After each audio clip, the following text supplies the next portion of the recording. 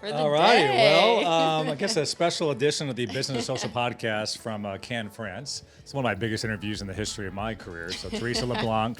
I'm honored. Vice President Client Services, STN Digital. I wanted to start our Cannes trip together because I've never actually, we've had a lot of talks behind the scenes, but never have talked in a, I guess, professional environment. So I guess walk me through real quick in the audience, just your career so far, like the 30-second, version of who you are, where you came from. Yes, I feel like I was at the age of 13 when I decided I wanted to be a marketer, which is a little crazy. My dad was in marketing. I grew up looking at advertisements at the restaurant table, and I was like, there's something interesting about this. He'd be like, here's 2 advertisements. Which one's better? Why? And I was 13. So I knew right away I was going into marketing. I knew the agency life was really interesting to me. I liked the variety of I didn't even know clients. agencies existed till I was like 21, I feel like. So. No, I was hyper-focused. I'm an oldest daughter. I knew what I wanted. And your dad was a marketer. So yes, exactly. And then started my career at a bigger agency working for Dunkin' Donuts, kind of on the email side, loyal marketing, looking at their loyalty program, and then relocated to San Diego, found a new home. 7 years. Yes, 7 years ago with STN. I was always, I think, kind of obsessed with sports and entertainment. I feel like culturally, it just was ingrained in my life. So it's like, how can I merge what I like to do with my career 40 hours a week? So found a home. Here we are. Found a home. So I was thinking on the walk over here, I'm like, what do I want to ask Theresea? What would be valuable for the audience, especially marketers, especially people that work in social? We are the social first marketing agency. So I'm curious because you're on so many calls across our clients, big streamers, sports networks like ESPN, NBC Sports, Team. What has changed in the 7 years? Like when you first started working at STN, what were the common themes you would hear on calls? And then fast forward to today, how different has that been for you? Yeah.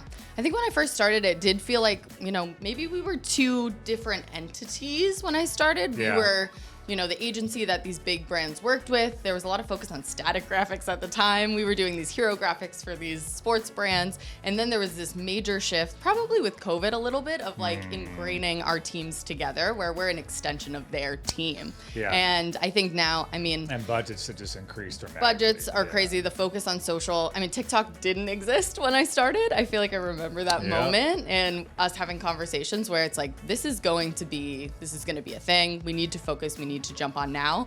There's been other platforms coming in since then that have come and gone. But I think now everything's so video forward is really what we're talking about day to day and how we can be an extension of our clients' team. There's so many people, I think, in your life, but also that you've crossed paths with STN, that there's a special mindset, I think, for working at an agency that you kind of have to be built for. You have to love not working on the same client and being able to just be super nimble.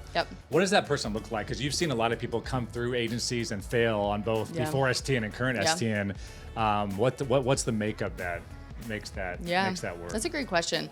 I feel like for me, you have to be really focused on growing and changing, and you have to be excited for change. Maybe is the biggest thing. And when change comes your way, you have to jump into the deep end. Well, that's like when TikTok ban was going through, it's like, well, RIP Vine.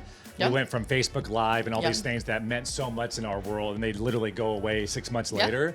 So almost like not romanticizing the way you create content. And I know you've seen that too. I think you build your own routine, but honestly, the routine is a lack of routine. Every single day is different. That has to wake you up in the morning. Change is constant. I think that has to be exciting. And when TikTok comes out, you should be like, I'm freaking stoked. I'm going to dive into this today. But I think a positive attitude and happy where you are. I think in agency world, you have to like who you work with. You have to be excited I've seen certain people, whether it's at STN or other agencies too, where it's like, I just got in my routine. I just figured out this recipe and now it's changing. And welcome to social in general. Algorithms are changing. I used to say every 3 months. It's probably changing every week at this point. Adam Mosseri will come, head of Instagram will come and say, hey, now, this is more about shareability, discoverability. Absolutely. And I think really what you and I have really geeked out over is let us be the expert for our clients, and they don't have to. Because unless you're a practitioner, this stuff is so nuanced that it could be extremely difficult for a CMO at a major brand to be like, wait, what's the TikTok algorithm doing? We have to call their bluff too. Sometimes something's trending that week, but we have to be like, it's only going to be here for 2 days. It's going to shift shortly after. Maybe we can skip this one because there's something more meaningful coming. Yeah. What's the hardest thing?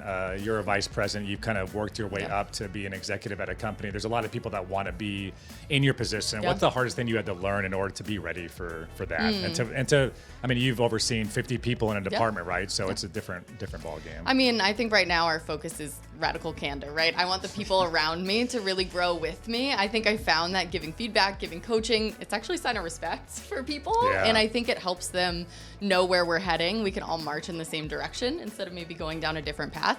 And I think we've recently really started applying that to our client relationships too, right? In a respectful way is how can we share what we're seeing, tell them when maybe their marketing strategy is actually a little outside of where we'd recommend them, and do it, you know, with grace in a good place. I was asked this at a conference recently, and this, like, first of all, you know, the whole idea of, I think some people that didn't grow up on social, followers is a vanity metric. Yeah. That's something that we get brought up a lot as well. But this whole idea of, like, your network is your net worth, and you can't possibly know everything. You can't possibly be a practitioner. And you see this too in your role.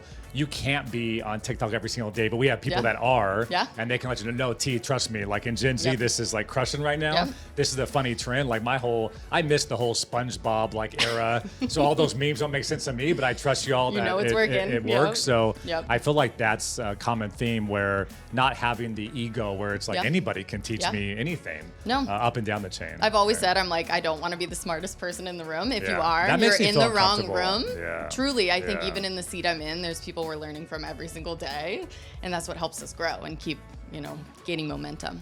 All right, what's the theme of the next 12 months, you think, in marketing and social? Ooh, the theme. Where you see everything going? I mean, you already said this. I think shareability. I think shareability and community. I think community is coming up to me in our everyday life. I think people are hungry for that connection, and I think they're can use social as an extension of real life to be able to activate that. So I think by having something, you know, really shareable, you're creating that community for your fans. I had this analogy. I'll see if I don't know if I shared this with you, but my analogy when it comes to not all engagements are created equal. Yeah. And I said this on the podcast recently, that a like on social now is such a passive engagement. Definitely. If it's your birthday, if I text you happy birthday, that's the equivalent of a like. Yeah. Now a comment is Expected. the equivalent. Yeah, the comment is like if I hand wrote you a note, like, wow, that was so nice of David to take the time to Above and handwrite. beyond. The save, in my opinion, is I actually go out and shop for you and ship you a gift that you get on your birthday. And the share or the DM is the equivalent of I show up in person on your birthday, hand you the gift, and then go to dinner with you. Yeah.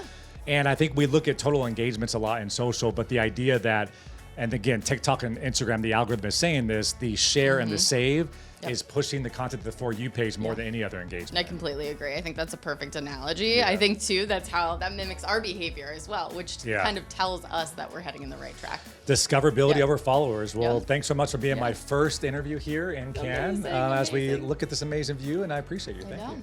Appreciate you. Thank you. Thanks.